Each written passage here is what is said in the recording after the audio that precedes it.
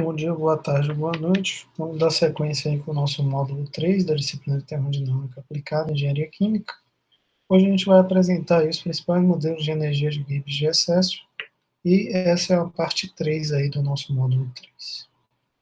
Quando a gente fala aí em funções de excesso, né, dentro das misturas binárias, aí, coeficientes de atividades, a primeira coisa que a gente tem que ter em mente é que uma dada temperatura fixa, a energia de Gibbs molar em excesso aí, que tem um símbolo representado como o nosso Gzinho é, aí para a nossa mistura, ela vai depender claramente da composição dessa mistura e em um grau menor da pressão global, aí, da pressão total do nosso sistema.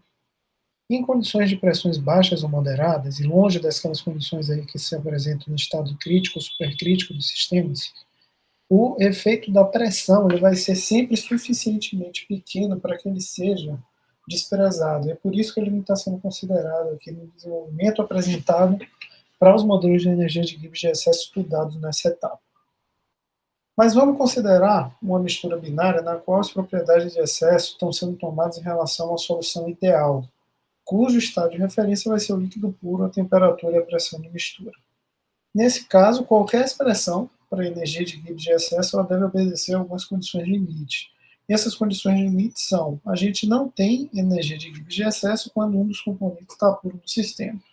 Ou seja, a energia de Gibbs de excesso vai ser igual a zero quando x1 for igual a zero, ou seja, quando a gente tiver apenas x2, e a energia de Gibbs de excesso vai ser igual a zero quando x2 for igual a zero, ou seja, quando a gente tiver apenas x1. A gente tem, na atualidade, inúmeros modelos que respeitam essa condição e que são capazes de representar bem determinados tipos de sistema. Claro, isso depende das suposições que foram feitas para reduzir as relações de energia de Gibbs de excesso como função da composição para alguns desses modelos aí. Aqui a gente vai discutir os principais, tá? Primeiramente, a gente vai discutir a equação de Margulis de dois sufixos.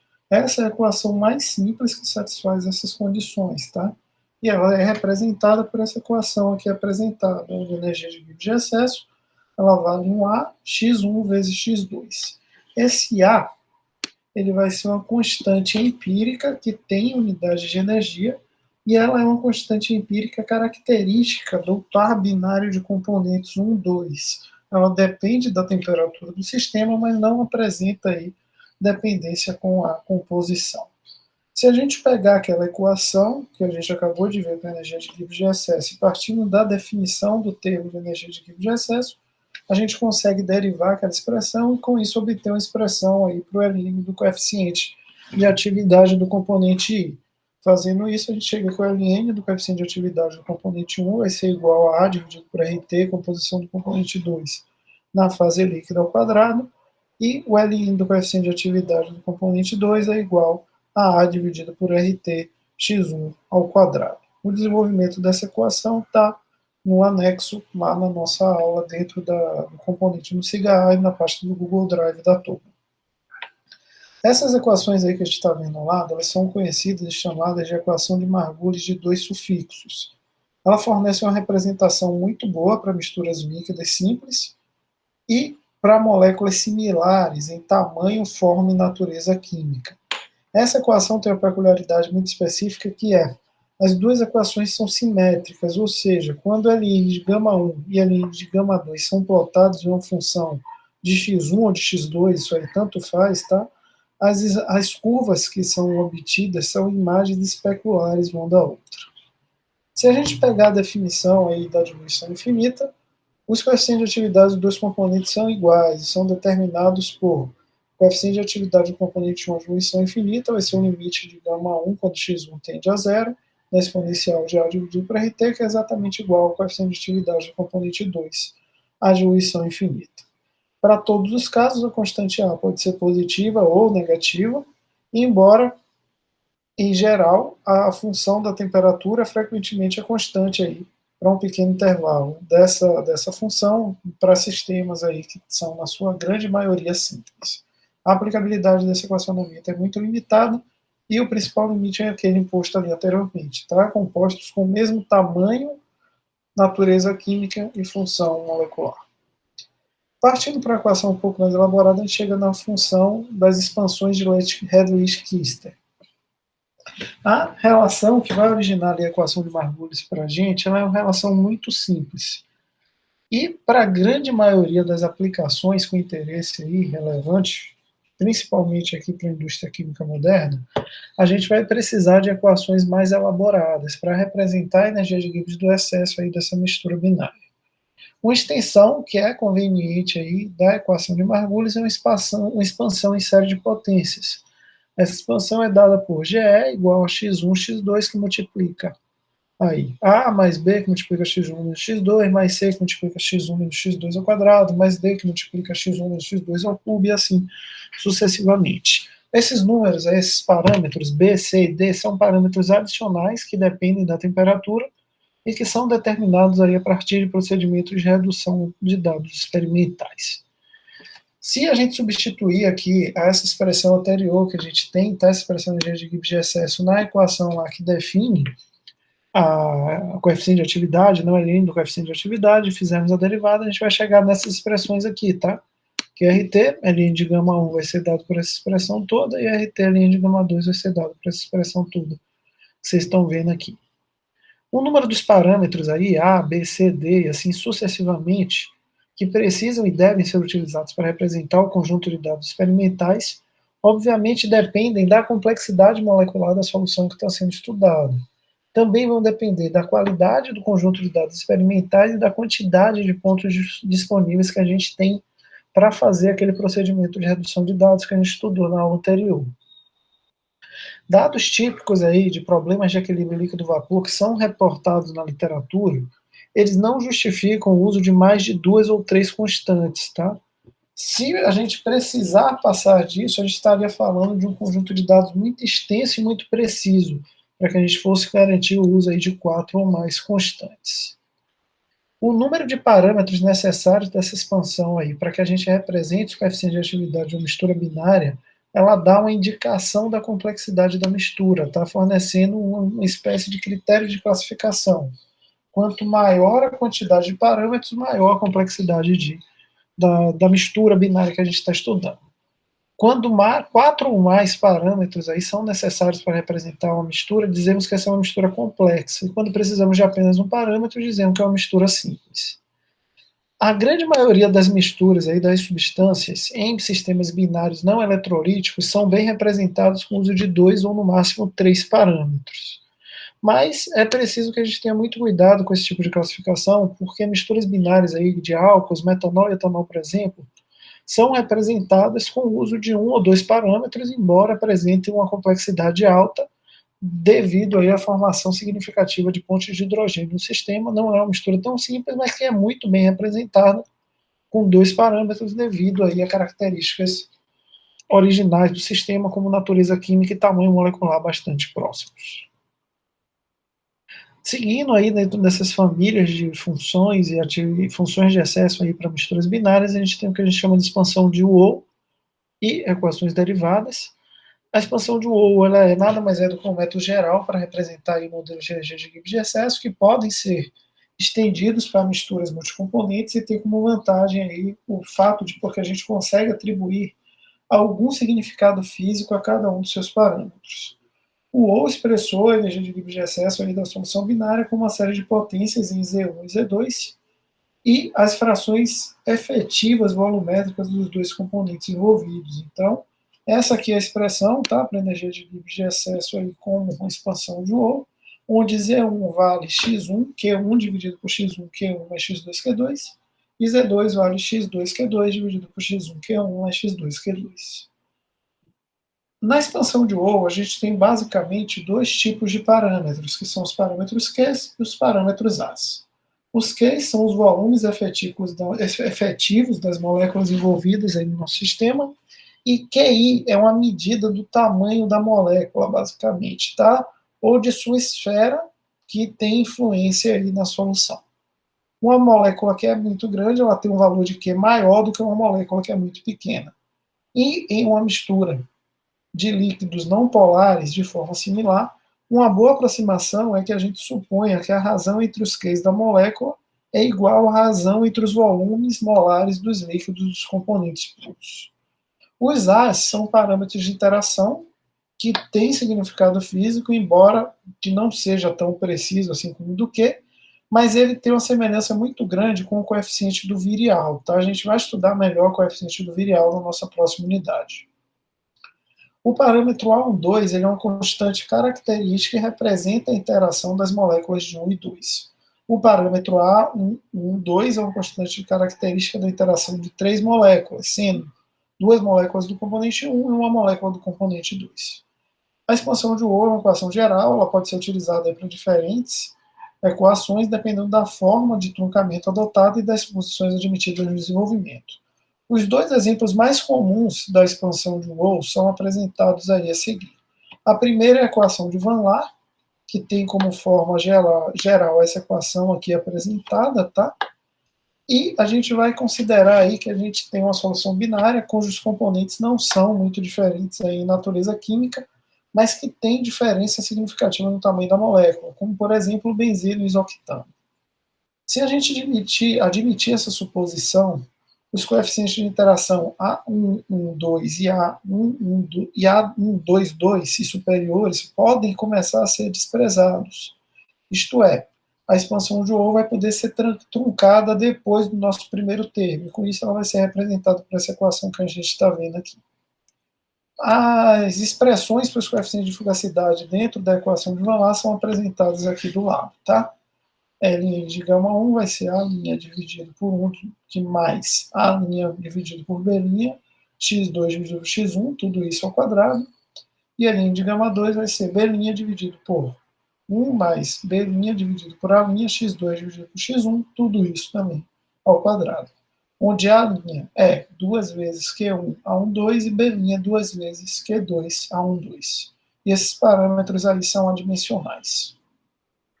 A razão entre A' e B' é a mesma entre os volumes efetivos Q1 e Q2 e também é igual à razão entre L de gama 1 e L de gama 2. As suposições que a gente usou aí para desenvolver a equação de Van Laar indica que essa equação deve ser utilizada para soluções relativamente simples que sejam preferivelmente não polares. Passando para a próxima equação, chegamos na equação de Margulis, que é a equação que a gente já viu lá anteriormente na nossa disciplina, no nosso desenvolvimento, tá? A gente vai considerar a solução binária, cujos compostos não são muito diferentes em tamanho. Nesse caso, a gente vai admitir na expansão de Wolff que Q1 é igual a Q2, e com isso a gente pode desprezar os termos maiores que a quarta potência. Usando para isso a expressão do coeficiente de atividade, a gente chega nessa relação aqui para Ln de gama 1 e nessa relação para Ln de gama 2. O A' vai ser representado por esse termo aqui todo, o B' por esse termo e o C' por esse termo. Para efeitos de simplificação, a gente costuma aí truncar essa equação após o termo cúbico, o que significa na prática que a gente está assumindo que esse termo aqui de C' vale zero. Embora que essa suposição sugira aí que a nossa equação deva ser usada em misturas de compostos que tenham volumes molares similares, normalmente a gente consegue aplicar de forma razoavelmente boa essa equação a todos os tipos de sistema. A gente tem uma série de outras expressões propostas para representar aí os coeficientes de atividade de frações molares, e outras ainda podem ser derivadas da expansão de Wolff, tá? Aqui eu estou comentando por questão de tempo apenas aquelas que têm maior aplicabilidade. Passando aí para uma família de equações que tem uma aplicabilidade maior, vamos passar a ver o modelo de Wilson. O modelo de Wilson é apresentado pelo próprio Wilson no ano de 1964, e ele é um modelo que correlaciona a energia de Gibbs de excesso com as frações molares, e ele é baseado parcialmente em considerações moleculares. Ele é o primeiro modelo que a gente está estudando aqui que tem uma fundamentação molecular, e para isso ele utilizou o conceito do que a gente conhece como composição local. Basicamente, o conceito de composição local que ele estabelece para a gente aqui na disciplina de termodinâmica é que a composição do nosso sistema nas vizinhanças de uma molécula, ela não é igual à composição bulk, ela ocorre por causa das forças intermoleculares que atuam. Se a gente estudar aqui, por exemplo, esse caso específico, a gente teria 15 moléculas do tipo 1 e 15 moléculas do tipo 2. As moléculas do tipo 1 são as moléculas azuis, as moléculas do tipo 2 são as moléculas laranjas. O que a gente está considerando aqui é que a gente tem uma distribuição não aleatória, tá? Que as moléculas do tipo 1 e as moléculas do tipo 2 se organizam de acordo com as características da interação molecular que elas têm uma em relação à outra. Isso aí, claro, tem efeito com a natureza química e o tamanho das moléculas envolvidas. Com base no desenvolvimento da termodinâmica estatística, que não é o objetivo aí do nosso estudo direto, o Wilson propôs esse modelo aqui, tá? Que a energia de Gibbs de excesso dividido por RT seria igual a min x1 ln de x1 mais lambda 1, 2, x2, menos x2 ln de x2 mais lambda 2, 1, x1. Os coeficientes de atividades baseados aqui nessa equação podem ser determinados por essas relações aqui, tá? A primeira para o ln de gama 1 e a segunda para o ln de gama 2. Observem que a gente depende basicamente de dois parâmetros, lambda 1, 2 e lambda 2, 1. Com base nisso, a equação aí do modelo de Wilson, ela tem uma fundamentação molecular um pouco mais substancial, tá? Essa fundamentação é dada pelas relações que levam às definições do lambda 1, 2 e do lambda 2, 1. O lambda 2 e o lambda 2, 1 são aqueles que a gente chama de parâmetros ajustáveis, tá? O modelo aqui em si tem dois parâmetros ajustáveis e eles têm uma dependência direta com os volumes moleculares, molares aí dos líquidos puros e por diferenças de energias características, que estão aqui representadas por esse lambda 1, 2 menos lambda 1 e lambda 1, 2 menos lambda 2, 2. Esses valores aqui de energias características que a gente tem como determinar aí, ou através de rotinas de otimização, por exemplo, para que a gente consiga os valores dos parâmetros lambda 1, 2 e lambda 2, 1. Esses lambdas, eles são energia de interação entre as moléculas que estão designadas ali nos índices subscritos, e se a gente for rigoroso, essas interações elas são dependentes da temperatura, embora para muitas aplicações a gente consiga trazer aí uma simplificação dessa não dependência sem nenhum prejuízo significativo. A equação de Wilson fornece uma representação muito boa da energia de Gibbs de excesso para uma grande variedade de mistura, e ela é particularmente útil quando a gente trata aí de compostos polares, ou uma tendência aí à associação em solventes não polares, onde, por exemplo, a equação de Van Laer e a equação de Margulis já não são mais suficientes, elas começam a apresentar aí discrepâncias em relação ao comportamento experimental. A equação de Wilson apresenta também como vantagem o fato de ser facilmente estendida para soluções com múltiplos componentes, e ela tem uma séria desvantagem, que ela não é capaz de prever miscibilidade parcial, ou seja, ela não consegue calcular equilíbrio líquido-líquido, muito embora a gente esteja estudando equilíbrio líquido-vapor, é importante que vocês saibam que a gente não consegue usar o modelo de Wilson para caracterização e determinação de equilíbrio do tipo líquido-líquido. Quando a gente fala aí do modelo de Wilson, a gente precisa seguir um exemplo, tá? O que a gente vai fazer agora? A gente vai montar um exemplo aí com esse modelo de Wilson a partir de um conjunto de dados que foi obtido lá na base de dados do DEQUEMA para equilíbrio líquido-vapor. A gente pegou dados lá para um equilíbrio líquido-vapor a temperatura de 30 graus Celsius para um sistema binário composto por iodeto de etilo e epitano, e esses dados foram propostos aí, apresentados por Smith e Engel no ano de 1929. Aqui está o nosso conjunto de dados, tá? Aqui a gente tem um conjunto de dados do tipo PXY, e a gente tem também as constantes de Wilson, temperatura de 30 graus Celsius, para esse sistema binário, onde lambda 1, 2 vale 0,49867, e lambda 2, 1, 0,86420. Para o cálculo das pressões de vapor, a gente vai usar aqui, dessa vez, a equação de Wagner, apenas a título de conhecimento, tá? A gente sempre vem usando Antoine, mas a gente também tem a equação de Wagner. A equação de Wagner normalmente é utilizada quando a gente precisa de uma representação mais precisa do conjunto de dados experimentais, tá? Ela tem uma precisão maior do que a equação de Antoine, mas ela é um pouco menos utilizada, a gente tem uma disponibilidade de dados um pouco menor. Essa aqui é a cara da equação de Wagner, ela tem essa característica, observe que ela depende da pressão crítica e da temperatura crítica. A temperatura crítica também aparece aqui dentro desse termo, esse TR ele representa a temperatura reduzida. A temperatura reduzida é definida como a temperatura dividida pela temperatura crítica do componente. Aqui a gente tem os valores dos parâmetros A, B, C, D, da pressão crítica e da temperatura crítica para o componente 1, que é o iodeto de etila, e para o componente 2, que é o epitano. Com isso a gente tem aí o conjunto de dados todo para a representação do nosso sistema. De posse dessas informações aí, o que ele pede é que a gente calcule os coeficientes de atividade experimentais e teóricos e comparar eles fazendo gráficos, tá? que a gente considerar necessário, apresentar os desvios que a gente considerar necessário, e se baseando nesses gráficos, nesses desvios, responder se a equação de Wilson consegue representar bem o comportamento desse sistema. A primeira coisa que a gente vai fazer é transcrever os dados lá experimentais que a gente tem e determinar as propriedades experimentais para o nosso sistema. Então, eu transcrevi aqui os dados de x, de y e da pressão, calculei os valores de x2 e y2, esse aqui seria 1 menos x1, esse aqui 1 menos y1. Calculei os valores dos coeficientes de atividade, γ1 e γ2 experimentais, os Ln de γ1, Ln de γ2, são os Ln dessas células aqui, tá? Só tomei o Ln dessa célula e o Ln dessa célula. Calculei o GE dividido por RT, como x1 Ln de γ1 é x2 Ln de γ2, calculei o x1 vezes x2, dividi o valor dessa célula por x1, x2 e cheguei nos valores aqui de GE dividido por x1, x2 RT. Todo esse conjunto de dados aqui, tá? É o nosso conjunto de dados experimental, a partir do conjunto de dados experimental. Com os dados fornecidos, a gente consegue calcular a pressão de saturação, tá? A equação de Wagner da pressão de saturação em bar, o nosso sistema está em milímetro de mercúrio, aqui eu fiz a transformação. Essa seria a pressão de saturação para o iodeto de etila e para o heptano aqui em milímetro de mercúrio na temperatura do problema. Com esses valores e com os valores dos lambda 1, 2 e lambda 2, 1 que ele forneceu, e com as equações aqui do modelo de Wilson já, a gente consegue determinar os valores de Ln de γ1, Ln de γ2 e da energia de Gibbs de excesso dividido por RT. É isso que eu estou fazendo nessa célula aqui, tá?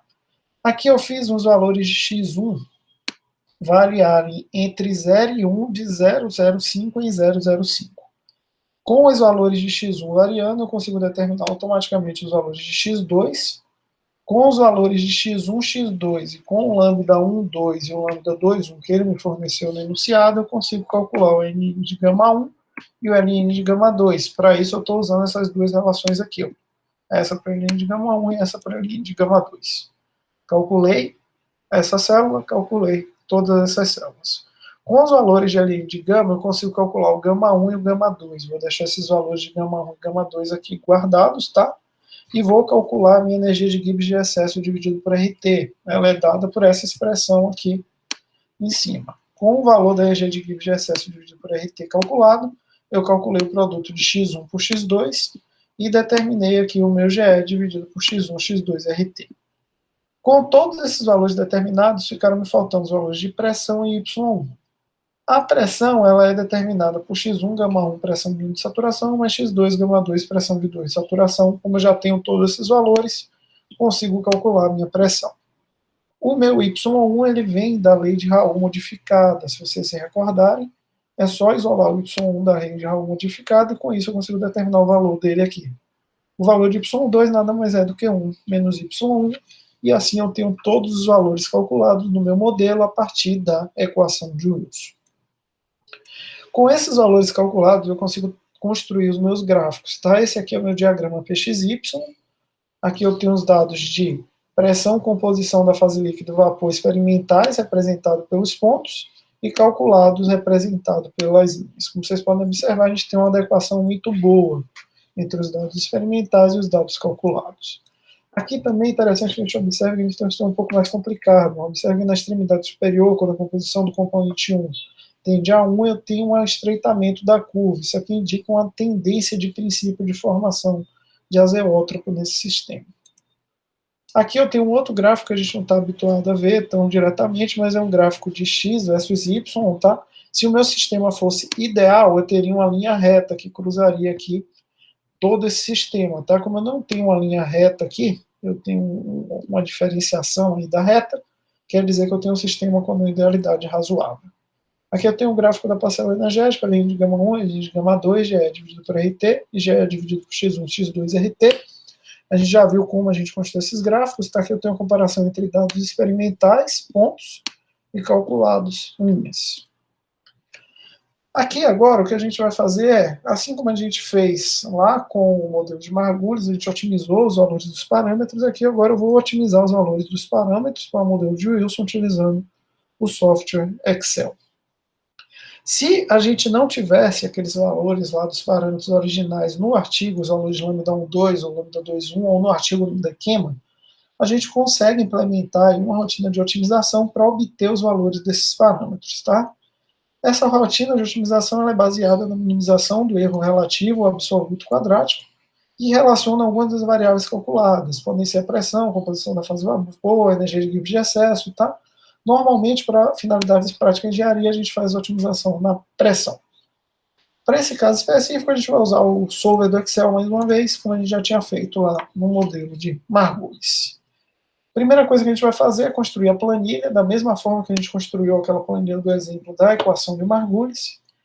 E a nossa planilha ela tem aí os pontos de composição da fase líquida iguais ao trabalho original, ou seja, eu vou usar os mesmos valores de X1. Assim como a gente fez lá anteriormente no problema de Margulis, esse uso do X1 igual é necessário para que eu consiga fazer o meu cálculo de desvio no mesmo ponto, tá ok? Para que eu não tenha influência externa nesse cálculo de desvio. Com essa planilha construída, eu vou atribuir estimativas iniciais aí para os valores dos parâmetros lambda 1,2 e lambda 2,1 da equação de Wilson, e depois eu vou gerar os valores reais aí com o processo de otimização. Nesse caso específico, a gente vai fazer aí a nossa otimização no solver Excel, como eu já tinha comentado. Primeira coisa que eu vou fazer, eu tenho aqui os valores de lambda 1,2 e lambda 2,1 que estão apresentados, tá? Esses daqui são os valores dos parâmetros nos artigos, esse aqui é o valor do parâmetro otimizado pela planilha no solver Excel. Observe que a gente tem uma proximidade de valores, mas eles têm uma discrepânciazinha razoavelmente elevada, tá? Eu fiz a minha otimização aqui, como vocês podem ver, tá? Eu tenho desvios na composição, na pressão, no gama e na energia de Gibbs de excesso.